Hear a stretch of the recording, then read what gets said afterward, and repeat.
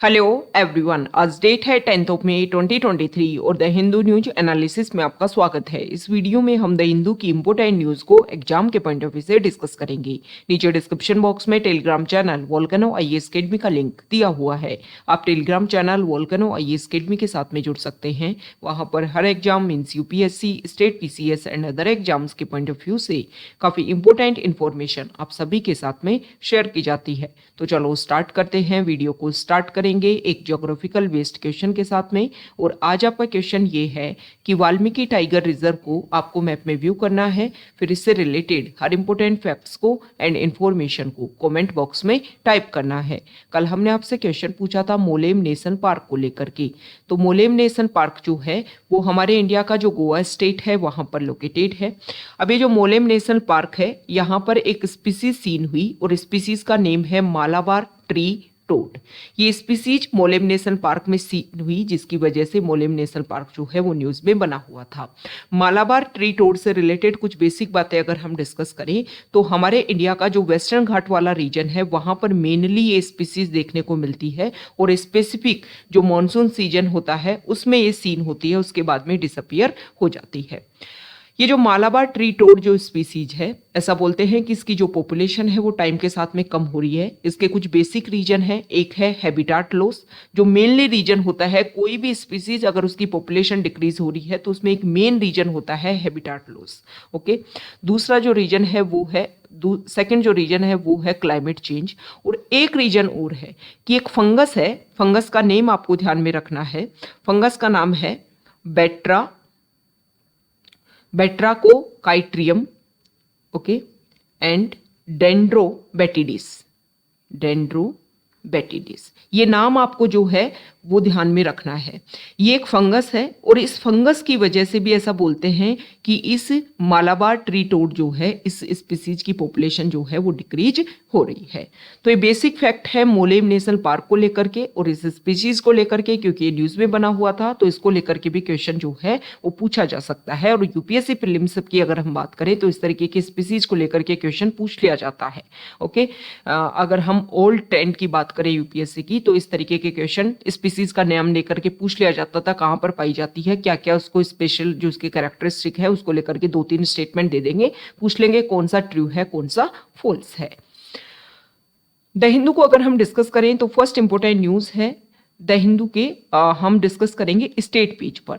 और यहां पर जो आर्टिकल है, यहां देखिए, यहाँ पर जो आर्टिकल है इसमें एक एग्जाम्पल है, ये आपको ध्यान में रखना है।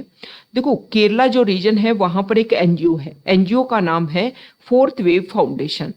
इन्होंने क्या किया है, इस एनजीओ ने वहां का जो यूथ है, स्पेसिफिक अगर हम बात करें तो अर्नाकुलम वाला जो रीजन है वो कोस्टल एरिया जहां पर ड्रग्स में यूथ जो है वो काफ़ी ज़्यादा इन्वॉल्व हो रहा था, तो उनको उन सब से निकालने के लिए इन्होंने क्या किया है, इस एनजीओ ने एक प्रोजेक्ट वेंदा जो है वो स्टार्ट किया है।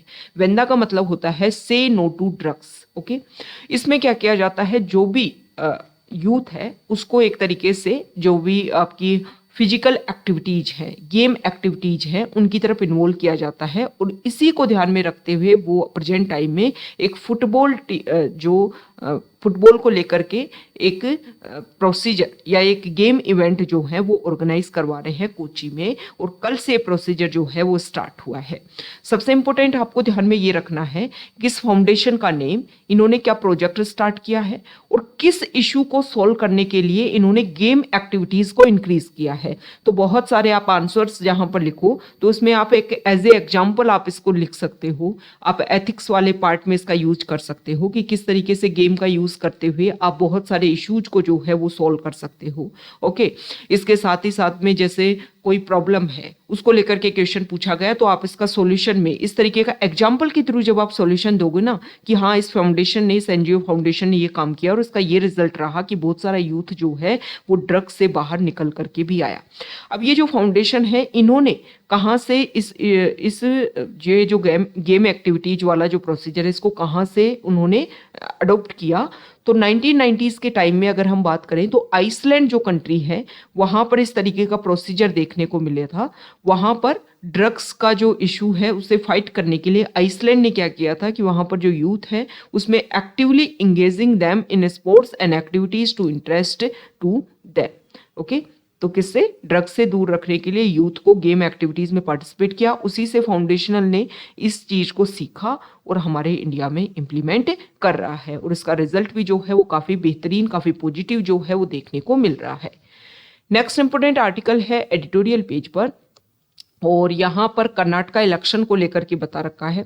राइटर जो है उन्होंने, जैसे कि हमने देखा कि इलेक्शन कमीशन ने जो डिस्टेंट एरिया पर जो लोग रहते हैं, मतलब एक स्टेट से दूसरे स्टेट में जो माइग्रेंट वर्कर्स हैं उनको लेकर के उनको राइट टू वोट दिया जाए। वो अपने जहाँ पर काम कर रहे हैं वहीं पर रह करके वो राइट टू वोट का अपनी जो राइट है उसका यूज कर सके। इसके लिए इलेक्शन कमीशन ने क्या इस प्रोसीजर स्टार्ट किया था कि रिमोट वोटिंग मशीन जो है वो हम इंस्टॉल करेंगे। हालांकि बहुत सारी पॉलिटिकल पार्टी जो है उन्होंने इसका अपोज किया कि पहले ही ईवीएम मशीन को लेकर के जो इशू है, सबसे पहले जो इलेक्शन कमीशन है उन इश्यूज को सॉल्व करे जिससे ट्रांसपेरेंसी, अकाउंटेबिलिटी क्रिएट होगी और उसकी वजह से जो लोगों में अवेयरनेस, ट्रांसपेरेंसी जब मेंटेन होगी तो लोग जो है इसमें ज़्यादा से ज़्यादा पार्टिसिपेट कर पाएंगे। ओके, तो यहाँ पर कर्नाटका में इलेक्शन लेजिस्लेटिव असेंबली के और इसमें बताया गया है कि 42.12% जो है वो बेंगलुरु की जितनी पॉपुलेशन है उसका इतना परसेंटेज पार्ट जो है वो माइग्रेंट वर्कर्स है, मतलब दूसरे स्टेट से आकर के कहाँ रह रहे हैं, बेंगलुरु में रह रहे हैं। तो आप देखिए कि कितने लोगों का पार्टिसिपेशन जो है वो वहाँ पर देखने को मिल रहा है। लेकिन राइट टू वोट, अगर मान लो अदर स्टेट में इलेक्शन होते हैं और यहाँ से लोग यहाँ पर रह पाते हैं, बेंगलुरु में रहते हैं और वहाँ पर इलेक्शन जो है हो रहा है, तो यहाँ के लोग वहाँ पर यहीं पर रह करके, बेंगलुरु में रह करके अपना वोटिंग जो है वो कर सकते हैं। यहाँ पर अब क्वेश्चन पूछा गया कि भाई आप यहाँ पर हो, इतने दिनों से आप यहाँ पर काम कर रहे हो, लेकिन आपने यहाँ के वोटिंग आईडी, इलेक्टोरल रोल जो है उसमें रजिस्ट्रेशन नहीं करवाया। तो मेन इशू पता है क्या लोगों को ये देखने को मिलता है, माइग्रेंट जो वर्कर्स हैं उनका ये मानना है कि अगर वो अपने स्टेट को छोड़ करके यहाँ पर रजिस्टर करवा लेते हैं तो कुछ इशू जो हैं वो हमेशा बने रहेंगे। जैसे कि हम बार बार देखते हैं कि साउथ इंडिया में इस तरीके के रूमर्स, जैसे कि तमिलनाडु में रूमर्स क्रिएट हुए कि जो नॉर्दर्न इंडियन है, हिंदी लैंग्वेज जो बोलते हैं, उनके खिलाफ में जो इशू जो है वो क्रिएट होंगे, गवर्नमेंट जो है उनको बाहर निकालेगी। तो इस तरीके की प्रॉब्लम के ऊपर उन्होंने फोकस किया कि इस तरीके के इशू जो हैं वो बार बार देखने को मिलते हैं। एक श्योरिटी जो है उनको नहीं है और जहाँ पर उनका खुद का स्टेट है, जहाँ पर उनकी खुद की प्रॉपर्टी है, वो अगर वो यहाँ के इलेक्टोरल रोल में अपने आप को इंक्लूड कर लेंगे तो वहाँ के जो राइट्स है वो उनसे स्नैच कर ले जाएंगे, ऐसा उन लोगों का मानना है। ओके, तो इस प्रॉब्लम का सॉल्यूशन क्या होता है, क्या हो सकता है कि इलेक्शन कमीशन का ये जो प्रोसीजर है ना, कि जो रिमोट वोटिंग मशीन, इसका इम्प्लीमेंटेशन अगर हो तो सभी लोग जो हैं वो अपने वोटिंग को कर पाए। क्योंकि यहाँ पर जब क्वेश्चनिंग किया गया तो लोगों ने बताया कि वो उनके स्टेट में जब इलेक्शन होते हैं तो कभी तो वो जाते हैं, कभी नहीं जा पाते, क्योंकि उनको लगता है कि इतनी लॉन्ग डिस्टेंस क्रिएट करके जाएंगे तो ना तो कोई पार्टी उनको सपोर्ट करती है, वो अपने लेवल पर अपना मनी खर्च करके जाते हैं, जॉब की भी उनको इनसिक्योरिटी फील होती है। इसके बेसिस पर लोग जो है वो वोटिंग करने कम जाते हैं। तो अगर रिमोट वोटिंग सिस्टम हुआ, रिमोट वोटिंग मशीन इंस्टॉल हुई तो वोटिंग में पार्टिसिपेशन लोगों का ज़्यादा बढ़ेगा। तो यहाँ पर राइटर ने इस बात के ऊपर फोकस किया है कि माइग्रेंट वोट जो है उनको हमें सिक्योर करना चाहिए, लोगों का जो राइट है वो हमें सिक्योर करना चाहिए। लेकिन ईवीएम मशीन को लेकर के जो इशू है उसको लेकर के भी पहले ट्रांसपेरेंसी आए, अकाउंटेबिलिटी आए, ताकि लोगों में जब एक श्योरनेस आएगी तब जाकर के वो रिमोट वोटिंग मशीन का यूज़ करते हुए अपना राइट टू वोट जो है वो दे पाएंगे। नेक्स्ट इंपोर्टेंट आर्टिकल जो है वो टेक्स्ट पेज पर है और यहाँ पर अभी देखो छत्तीसगढ़ स्टेट जो है, वहाँ पर छत्तीसगढ़ स्टेट का जो दंतेवाड़ा डिस्ट्रिक्ट है वहाँ पर इशू क्रिएट हुआ और इशू में क्या हुआ कि वहाँ पर एक्सप्लोजन देखने को मिला, जिसकी वजह से डिस्ट्रिक्ट रिजर्व गार्ड के 10 पर्सनल जो है उनकी डेथ हो गई। और ये आईईडी, इम्प्रोवाइज्ड एक्सप्लोजिव डिवाइस जो है वो यहाँ पर ब्लास्ट हुआ, जिसकी वजह से लोगों की डेथ हो गई। तो यहाँ पर इस इशू को किस तरीके से हम टैकल कर सकते हैं उसके बारे में इस आर्टिकल में बताया गया है। तो देखो, इस तरीके का इशू पहली बार नहीं देखने को मिला है, बहुत बार देखने को मिला है। तो यहाँ पर कुछ सॉल्यूशन की अगर हम बात करें तो देखो, मैक्सिमम अगर आप ब्लास्ट की बारे में डिस्कस करोगे तो मैक्सिमम ब्लास्ट जो हैं वो डे टाइम में देखने को मिलते हैं। ओके, तो इस तरीके की जो भी हमारी फोर्सेज छत्तीसगढ़, जो भी माओइस्ट इफेक्टेड एरियाज में इंस्टॉल हैं, उनको व्हीकल का यूज करके जो है वो इस तरीके की ट्रेवलिंग नहीं करनी चाहिए। फुट के ऊपर, मतलब पैरों पर चल करके ही वो अपनी डिस्टेंस को कवर करें, क्योंकि जो भी आर्मी पर्सनल की जो भी व्हीकल होते हैं उनको दूर से माओइस्ट जो है वो रिकॉग्नाइज कर लेते हैं, और डे टाइम में इजीली उनको रिकॉग्निशन करना इजीली होता है, तो रिकॉग्निशन करके ये चीज़ें इंस्टॉल की जाती हैं। तो यहाँ पर एक तो सॉल्यूशन दिया गया है कि क्या किया जाना चाहिए, व्हीकल का यूज़ कम से कम किया जाना चाहिए, और स्पेसिफिक डे टाइम में नहीं किया जाना चाहिए, क्योंकि डे टाइम में अगर व्हीकल का यूज़ करते हुए जो भी हमारे फोर्सेज पर्सनल है वो जिस रूट को फॉलो करते हैं और अगर उसी रूट से वो वापस कम बैक आते हैं, तो इस तरीके के इशू जो है वो ज़्यादा क्रिएट होते हैं। तो एक तो व्हीकल का यूज़ मत करो, फुट पर जो है वो आप डिस्टेंस को कवर करो, और दूसरा क्या करना है आपको कि आप डे टाइम में जो है वो कम से कम एक जगह से दूसरी जगह पर मूव करो। ओके, क्योंकि जो भी आपके व्हीकल्स होते हैं वो इजीली रिकॉग्नाइज कर लिए जाते हैं। दूसरा यहाँ पर सॉल्यूशन दिया गया है कि आप पब्लिक ट्रांसपोर्ट का यूज़ कर सकते हो, क्योंकि ये जो भी माओइस्ट होते हैं, ये जो भी वहाँ की पब्लिक होती है ना, उसके ऊपर काफ़ी कम अटैक देखने को मिले हैं। ओके, तो पब्लिक ट्रांसपोर्ट का यूज़ करके जो है वो यहाँ पर कनेक्टिविटी, यहाँ पर जो इशू है उसको सॉल्व किया जा सकता है। दूसरा यहाँ पर सॉल्यूशन ये रखा गया है कि देखो, यूएस की अगर हम बात करें, और इसके अलावा यहाँ देखिए, यूएस जो है उन्होंने 2008-9 में अफगानिस्तान में अकेले क्या किया कि जो भी इस तरीके का ब्लास्ट देखने को मिला, उन ब्लास्ट के जो भी पार्ट बचे उनको इकट्ठा किया, उनसे जो भी फिंगरप्रिंट्स है उनको उठाया, क्योंकि कोई भी एक्सप्लोजिव कहीं पर आकर के ब्लास्ट उससे किया जा रहा है, तो ऐसा नहीं है कि वो वहीं से स्टार्ट हो गया, वहीं से उसको पकड़ा, वहीं से एक्सप्लोजिव बनाया और वहीं पर फटा दिया। ये एक प्रोसीजर होता है, पूरा एक ट्रांसपोर्ट प्रोसीजर है। लोग लाते हैं, कोई कैरियर का रोल प्ले करता है, कोई ट्रांसपोर्टेशन का रोल प्ले करता है, तो उन सबके फिंगरप्रिंट्स जो हैं वो वहाँ से उठाए जाएं, उस ब्लास्ट का जो भी रिमेन्स बचे हुए हैं उनसे, और फिर उन सबको टैकल किया जाए। जो भी पुलिस प्रोसीजर जो है वो एक फास्ट तरीके से इम्प्लीमेंटेशन हो, ताकि इस तरीके के इशू को जो है वो हम अच्छे से टैकल कर सके। ओके, और ऐसा यूएस ने किया भी है। यूएस की जो फोरेंसिक इन्वेस्टिगेशन टीम है, उन्होंने 5000 फिंगरप्रिंट्स जो है वो इन रेमिनेंट से उठाए और फिर उन लोगों को टैकल किया। दूसरा, हम यहाँ पर सॉल्यूशन की अगर हम बात करें तो सॉल्यूशन जो है वो ये हो सकता है कि इस तरीके का एक्सप्लोजिव अगर कहीं जा रहा है तो हम बायोसेंसर्स का यूज कर सकते हैं। बायोसेंसर्स जो है वो हमारे चेकिंग पॉइंट पर होना चाहिए, जिसके थ्रू इन एक्सप्लोजिव को रिकॉग्नाइज किया जा सके और इस तरीके के इशू को जो है वो टैकल किया जा सके। इसके अलावा यहाँ पर बताया गया है कि यूएस में स्पेसिफिक इस तरीके के एक्सप्लोजिव को टैकल करने के लिए ही एक टीम बनाई गई है, जिसको बोला जाता है joint improvised threat defeat organisation to prevent, identify and defend IED, and spent about $20 billion on counter IED major since 2005। NATO जो ऑर्गेनाइजेशन है उसका भी इसी तरीके का एक काउंटर ऑर्गेनाइजेशन है IED का। IED centre of excellence is based in Madrid.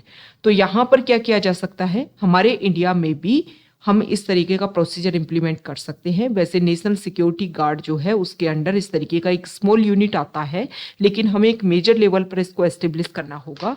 वो इफेक्टेड एरिया, वहाँ पर सेंट्रल गवर्नमेंट, स्टेट गवर्नमेंट जो है वो कोऑपरेशन के साथ में काम करे और लेजिस्लेटिव लेवल पर इसको लेकर के रूल्स एंड रेगुलेशन बनाई जाए, ताकि इस तरीके का जो इशू है उसको सॉल्व किया जा सके। ओके, तो ये सारा जो प्रोसीजर है, तो इन सारे प्रोसीजर को अगर हम इम्प्लीमेंट करेंगे, ये सारे जो भी सॉल्यूशन यहाँ पर दिए गए हैं, इनको अगर अच्छे लेवल पर इम्प्लीमेंट किया जाता है तो ये सारा जो इशू है उसको और अच्छे से हम टैकल कर सकते हैं। साथ ही साथ में टेक्नोलॉजी का ज़्यादा से ज़्यादा यूज़ करें।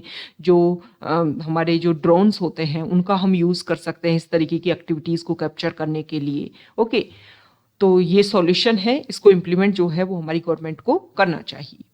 नेक्स्ट इंपॉर्टेंट आर्टिकल है न्यूज़ पेज पर, और यहाँ पर देखो, सबसे पहले आप देखिए कि अरब नेशन जो है वो क्या करेंगे, इंडियन गुड्स जो हैं वो जाएंगे अरब नेशन में और फिर वहाँ पर जो है वो इजराइल पोर्ट तक पहुँचाया जाएगा।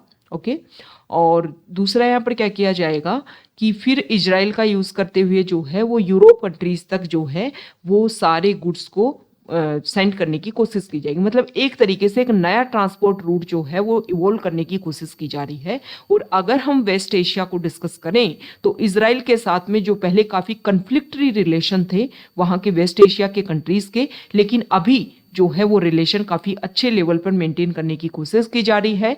और 2020 में यूएई जो है वो फर्स्ट अरब गल्फ स्टेट बन गया था जिन्होंने इजराइल के साथ में अपने रिलेशन नॉर्मलाइजेशन करने का एग्रीमेंट जो है वो साइन किया था।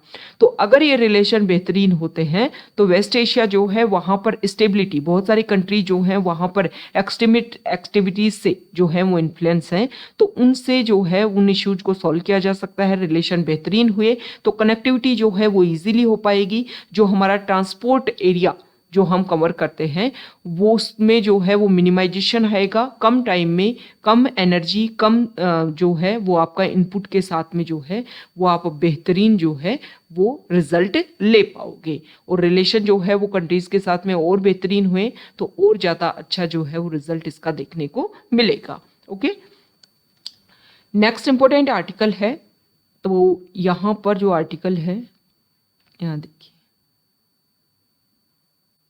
यहाँ देखिए देखो जो बिल्किस बानो केस है उसको लेकर के जुडिशरी में क्वेश्चन चल रहा था और उसी टाइम में जो हमारी जुडिशरी है उन्होंने क्वेश्चन पूछ लिया कि प्रेस फ्रीडम इंडेक्स जिसको पब्लिश करता है रिपोर्टर्स विदाउट बॉर्डर्स, ये जो ऑर्गेनाइजेशन है नॉन प्रॉफिट ऑर्गेनाइजेशन, ये इसको पब्लिश करता है। इसमें हमारे इंडिया की रैंकिंग जो है इस इंडेक्स में वो काफ़ी ज़्यादा डिक्रीज हुई है। लास्ट ईयर 150 थी, अभी जो है वो 161 रैंकिंग हमारे इंडिया को मिली है। तो यहाँ पर जुडिशरी ने पूछा कि हमारे यहाँ पर प्रेस को जो फ्रीडम जो दी जानी चाहिए वो नहीं इंश्योर की जा रही है। तो यहाँ पर सॉलिसिटर जनरल ने ऐसे बोला कि देखो इंडेक्स जो है वो अपने लेवल पर पब्लिश किया जाता है, मैं भी अगर कोई इंडेक्स हम भी कोई इंडेक्स पब्लिश करें तो इंडिया को फर्स्ट रैंकिंग दे सकते हैं। तो डिपेंड ये करता है कि इंडेक्स जो है वो पब्लिश कौन कर रहा है। देखो अगर हम इस प्रेस फ्रीडम इंडेक्स में देखें ना तो इंडिया की रैंकिंग जो है वो अफगानिस्तान, पाकिस्तान और सोमालिया जैसे जो कंट्रीज हैं उनसे भी लोअर रैंक पे आई है। लास्ट ईयर इंडिया की रैंक थी 150 2022 में और अभी आई है 161। ओके, और यहाँ पर बिल्किस बानो केस को लेकर के जुडिशरी ने बोला है कि 2 वहाँ के जो लोकल न्यूज़पेपर हैं उनमें इसको लेकर के नोटिस रिलीज किया जाएगा। ये जो भी 11 कन्विक्ट्स थे जिनको अर्ली रिलीज कर दिया गया, तो जो भी ये प्रोसीजर है उसको लेकर के और जो भी इंपॉर्टेंट इश्यूज है उन सबको न्यूज़पेपर में यहाँ पर पब्लिश करवाया जाएगा। और नेक्स्ट जो हियरिंग है बिल्किस बानो केस की वो 10 जुलाई को रहेगी। देखो यहाँ पर सेम सेक्स मैरिज उसको लेकर के यहाँ पर बोला गया है। जो एक पिटीशन डाली गई जब सरोगेसी एक्ट लाया गया 2021 में, जो उसमें कुछ चेंजेस किए गए, तो उसके बाद में पिटीशन डाली गई। तो पिटीशन में बोला गया कि जो सेम सेक्स कपल है, लिव इन पार्टनर्स जो हैं, उनको सरोगेसी लॉ में इंक्लूड नहीं किया गया। तो यहाँ पर जुडिशरी में इसको लेकर के क्वेश्चन चल रहा है। तो सुप्रीम कोर्ट में सेंट्रल गवर्नमेंट ने बोला कि अगर सेम सेक्स कपल को या लिव इन पार्टनर्स को आप अलाउ करते हो सरोगेसी लॉ के अंडर सरोगेट मदर के थ्रू अपना बच्चा करवाना, तो इससे क्या होगा कि जो एक हमारी जो सोसाइटी है या फैमिली का जो कंसेप्ट है वो डाइल्यूट होगा। और जो आप ये मानिए कि होमोसेक्सुअलिटी जो है उसको प्रमोशन देखने को मिलेगा। जो भी चाइल्ड होगा उसको इस तरीके का जो सोसाइटी है या इस तरीके की फैमिली में वो अपने आप को इवोल्व करेगा। तो इसकी वजह से ये कंसेप्ट जो है वो काफ़ी ज़्यादा इंक्रीज होगा। और इस तरीके की जो मैरिज है उसका कंसेप्शन अगर हम देखें तो टाइम टू टाइम जो सेंट्रल गवर्नमेंट है उन्होंने इसको नेग्लेक्ट किया है कि मैरिज का जो कंसेप्ट है वो फीमेल एंड मेल के बीच में है। तो यहाँ पर ये मैरिज का एक नया कंसेप्ट इवोल्व होगा जो हमारी सोसाइटी में जो मैरिज का कंसेप्ट है उसको एक तरीके से क्या करेगा, खत्म करेगा। ओके, तो ये नहीं होना चाहिए। ओके, हालांकि जो हमारी सेंट्रल गवर्नमेंट है उन्होंने ये बात बोली कि सेम सेक्स कपल जो हैं उनको हम मैरिज को अलाउ नहीं कर रहे, लेकिन उनको जो भी इशू है जैसे कि इंश्योरेंस को लेकर के और भी अदर इशू जो हैं जैसे प्रॉपर्टी वो खरीदते हैं, तो इनको लेकर के सॉल्यूशन किया जा सकता है। कमेटी बनाने की बात की है, कमेटी के थ्रू जो है वो रिकमेंडेशन हम लेंगे कि किस तरीके का इस इशू का हम सॉल्यूशन दे सकते हैं।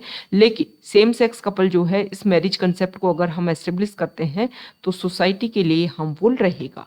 दूसरा, यहाँ पर सुप्रीम कोर्ट ने एक बात बोली कि देखो आप जो सेम सेक्स मैरिज जो है इस कंसेप्ट को आप क्या कर रहे हो, बैन कर रहे हो। आप बोलते हो कि कॉन्स्टिट्यूशन के बेसिस पर इसको रिकॉग्निशन नहीं दिया जाता, लेकिन यहाँ पर जो जुडिशरी है उन्होंने बोला है कि देखो कॉन्स्टिट्यूशन की अगर हम बात करें तो सबसे पहले आप फंडामेंटल राइट्स जो हैं वो life, liberty, dignity, freedom of expression, choice, personal autonomy, इन सब को रेगुलेट करते हैं। तो भाई कॉन्स्टिट्यूशन जो है ना वो सिर्फ इनको रिकॉग्नाइज करता है। ये सारी चीजें, किसी की life, liberty, dignity, freedom of expression, ये इनहेरेंट होता है किसी भी पर्सन में। आप जो है वो कॉन्स्टिट्यूशन के बेसिस पे सिर्फ इनको रिकॉग्नाइज कर रहे हो। ऐसा नहीं है कि कॉन्स्टिट्यूशन ही ये चीजें देता है। अगर कोई पर्सन जो है वो बर्थ लेता है तो उसमें ये सारी चीजें जो है वो इनहेरेंट होती हैं। ओके, उसकी पर्सनल चॉइस होती है। हम कॉन्स्टिट्यूशन के बेसिस पर उनको सिर्फ एक रेगुलेटेड फॉर्म में जो है वो इम्प्लीमेंट कर सकते हैं। और मैरिज का जो कंसेप्ट है वो टाइम के साथ में इवोल्व हो रहा है, तो हमें उन सारे ट्रेडिशन को जो है वो स्टॉप ना किया जाना चाहिए, बल्कि जो कंसेप्ट जो इवोल्व हो रहा है उसके अकॉर्डिंग हमारा कॉन्स्टिट्यूशन जो है वो चेंज होना चाहिए। ओके, नेक्स्ट इंपोर्टेंट आर्टिकल है फॉरेन पेज पर। उससे पहले हम डिस्कस कर लेते हैं। देखो यहाँ पर अगर हम देखें, एक सेकेंड, देखो कल भी हमने डिस्कस किया था कि कूनो नेशनल पार्क जो है वहाँ पर जो चीता जो हमारे इंडिया में एक्सटिंक्ट डिक्लेयर कर दिए गए थे उनको इंडिया में वापस लाया गया 20 चीता, जिसमें से इन 20 चीता में से 8 लाए गए नामीबिया से और 12 लाए गए साउथ अफ्रीका से, क्योंकि एशियन चीता जो है वो ईरान कंट्री में है और वहाँ पर सिर्फ पॉपुलेशन बहुत कम है, तो वहाँ से हमने इंडिया ने एस्टेब्लिश नहीं किया। हमने अफ्रीकन चीता जो है वो इंडिया में हम लेकर के आए। तो चीता को लेकर के अफ्रीकन चीता, एशियन चीता, इनमें डिफरेंस ये काफ़ी ज़्यादा इंपॉर्टेंट है, काफ़ी ज़्यादा न्यूज़ में रहा। कूनो नेशनल पार्क काफ़ी ज़्यादा न्यूज़ में रहा। नामीबिया, साउथ अफ्रीका, इनकी लोकेशन जो है वो काफ़ी ज़्यादा इंपॉर्टेंट रहे। ये सारी बेसिक बातें आपको पता होना चाहिए। NTCA, national tiger conservation authority जो है ये आपको ध्यान में होना चाहिए, क्योंकि इसको लेकर के भी क्वेश्चन आ सकता है। तो डायरेक्टली इनडायरेक्टली जो भी बेसिक फैक्ट है वो आपको रेगुलेट होना चाहिए। यहाँ पर क्वेश्चन जो है वो बिग कैट्स को लेकर के भी आ सकता है। किसी भी तरीके क्वेश्चन जो है वो आपसे पूछा जा सकता है। तो यहाँ पर एक चीता की जो है, पहले 2 चीता, 20 में से 2 चीता की पहले डेथ हो चुकी, और कल जो है वो फिर से एक चीता की जो है वो यहाँ पर डेथ देखने को मिली है। अभी क्या किया है कि पहले उनको एक रेगुलेटेड एरिया में रखा जा रहा था, अब उनको 5 मोर चीता जो है उनको ओपनली छोड़ दिया गया है कि मानसून से पहले जो है वो कूनो नेशनल पार्क में ओपनली छोड़ दिया गया है कि आप ओपनली जो है वो विजिट करो और एक तरीके से अपने आप को इस हैबिटेट में रहने के लिए वो अपने आप को अडेप्ट कर पाएं। तो यहाँ पर NTCA से रिलेटेड हम कुछ बेसिक बातें अगर हम डिस्कस करें तो NTCA जो है नेशनल टाइगर कंजर्वेशन अथॉरिटी, ये आता है ministry of environment, forest and climate change. ये इंपॉर्टेंट फैक्ट है। सबसे पहली तो बात, एक इंपॉर्टेंट फैक्ट ये है कि एक स्टेचुरी बॉडी है, ये आपको ध्यान में रखना है। इसको लेकर के भी क्वेश्चन पूछते हैं। और 2005 में NTCA जो है वो wild life protection act, okay, जो है WPA एक्ट 1972, इसके अंडर इसको एस्टेब्लिश किया गया था 2005 में। और मेन टारगेट ये था कि जो भी टाइगर रिजर्व्स हैं उनका मैनेजमेंट जो है वो अच्छे से हो पाए। NTCA में मेंबर्स कौन कौन होते हैं, तो इसमें जो हमारे मिनिस्टर होते हैं, minister of environment, forest and climate change जो होते हैं वो इसके एज ए चेयरपर्सन, और मिनिस्टर ऑफ स्टेट जो होते हैं उसके वाइस चेयरपर्सन होते हैं। इसके अलावा पार्लियामेंट से जो इसमें 3 मेंबर्स होते हैं, और इसके अलावा जो ministry of environment, forest and climate change के जो सेक्रेटरी होते हैं वो इसमें शामिल होते हैं, और कुछ अदर मेंबर्स भी होते हैं NTCA में। तो ये बेसिक बातें हैं, ये आपको ध्यान में रखना है। स्टेचुरी बॉडी है, इस मिनिस्ट्री के अंदर आती है, 2005 में एस्टेब्लिश किया गया था वाइल्ड लाइफ प्रोटेक्शन एक्ट 1972 के अंडर। और मेन काम क्या है कि जो भी हमारे टाइगर रिजर्व्स हैं उनको हम प्रोटेक्ट कर पाए, उनका मैनेजमेंट जो है वो ये व्यू कर सके, टाइगर की पॉपुलेशन जो है उसको व्यू कर सके। ओके, तो प्रोजेक्ट टाइगर की यहाँ पर बात हुई है। तो प्रोजेक्ट टाइगर के बारे में अगर हम डिस्कस करें तो प्रोजेक्ट टाइगर जो है वो 1973 में हम क्या है वो हमने इसको एस्टेब्लिश किया था, लॉन्च किया था 1 अप्रैल। तो 1973 मतलब 50 ईयर्स कंप्लीट हो गए हैं। तो 40 जो प्रोजेक्ट टाइगर है वो भी हमारे लिए इम्पोर्टेंट है। स्टार्टिंग में 9 एरियाज जो है वहाँ पर इसको एस्टेब्लिश किया गया था। ये 9 एरियाज जो है वो आपको पता होना चाहिए। ओके, और जो प्रोजेक्ट टाइगर है उसको सुपरविजन करने का मेन काम है NTCA का। तो यहाँ पर जो चीता है उसको एस्टेब्लिश करने में जो एनटीसीए है उसका एक इम्पोर्टेंट रोल रहा है। एनटीसीए का जो चीता एक्शन प्लान है उसके बेसिस पर ये डिस्कस किया जा रहा है कि जो मोर्टेलिटी रेट है उसको हमें डिक्रीज करना होगा। न ये जो ट्रांसलोकेशन हमने किया है एक कॉन्टिनेंट से दूसरे कॉन्टिनेंट में, ये अगर प्रॉपरली एस्टेब्लिश नहीं हो पाता है तो काफ़ी ज़्यादा प्रॉब्लमेटिक जो है, जो इश्यू जो है वो फिर से देखने को मिलेंगे। ओके, नेक्स्ट इंपॉर्टेंट आर्टिकल है फॉरेन पेज पर, और यहाँ पर देखो, यहाँ पर देखिए, देखो चाइना जो है वो इस बात के ऊपर एग्री हुआ है कि जो CPEC China Pakistan economic corridor जो बनाया जा रहा है उसको अफगानिस्तान तक भी एक्सटेंड किया जाए। तो ये CPEC क्या है, इसको अगर हम देखें तो यहाँ पर देखिए ये जो है वो रोड कनेक्टिविटी जो है वो यहाँ पर दी जा रही है। यहाँ पर ग्वादर पोर्ट, यहाँ पर ईरान में जो है इंडिया ने चाहवर पोर्ट डेवलप किया तो उसको ही एक अल्टरनेट देने के लिए पाकिस्तान जो है और चाइना यहाँ पर इस तरीके से अपनी कनेक्टिविटी प्रोवाइड करने की कोशिश कर रहा है ताकि यहाँ पर जो है वो चाइना भी अपना एक अल्टरनेट रख सके इस एरिया में। तो यहाँ पर कोशिश की जा रही है कि यहाँ पर अफगानिस्तान में कनेक्टिविटी जो है वो दी जाएगी इसी प्रोजेक्ट के अंडर। और अफगानिस्तान में आप सभी को पता है कि इस टाइम कौन है, तालिबान जो है वो यहाँ पर रूल कर रहा है। तो देखो जो भी कनेक्टिविटी होनी चाहिए, लेकिन इसकी वजह से जो बेसिक जो भी इशू होने हैं, जो भी प्रॉब्लम्स होनी हैं, उन सबको टैकल करने की ज़रूरत है। हमारे बॉर्डर एरियाज़ के बिल्कुल रीजनल एरिया से जा रहा है। इसको लेकर के इंडिया ने क्लेम भी किया था क्योंकि PO के रीजन से पास हो रहा है और PO के रीजन जो है, जो पाकिस्तान अपना क्लेम करता है, इंडिया अपना क्लेम करता है, लेकिन ये कन्फ्लिक्टेड रीजन है, इसका सॉल्यूशन नहीं है। लेकिन इसके बाद में भी यहाँ पर जो टेरिटरी जो डेवलप की जा रही है या यहाँ पर जो कंस्ट्रक्शन जो डेवलप किया गया है वो प्रॉब्लमेटिक इशू है। इंडिया और पाकिस्तान के जो रिलेशन है, जो प्रेजेंट टाइम में हमने देखा कि HCO ऑर्गेनाइजेशन की मीटिंग के दौरान पाकिस्तान के मिनिस्टर की इंडिया विजिट, तो ये माना जा रहा था कि जो रिलेशन है वो बेहतरीन हो सकते हैं, लेकिन इस तरीके की एक्टिविटीज़ की वजह से जो रिलेशन है उनमें इशू जो है वो और ज़्यादा देखने को मिल सकता है। ओके, तो ये आज का हमारा द हिंदू न्यूज़पेपर का डिस्कशन था। अगर आप यहाँ तक आए हैं, वीडियो आपको अच्छा लगा है तो प्लीज़ वीडियो को लाइक कीजिए, शेयर कीजिए और चैनल को सब्सक्राइब कीजिए। Okay, thank you.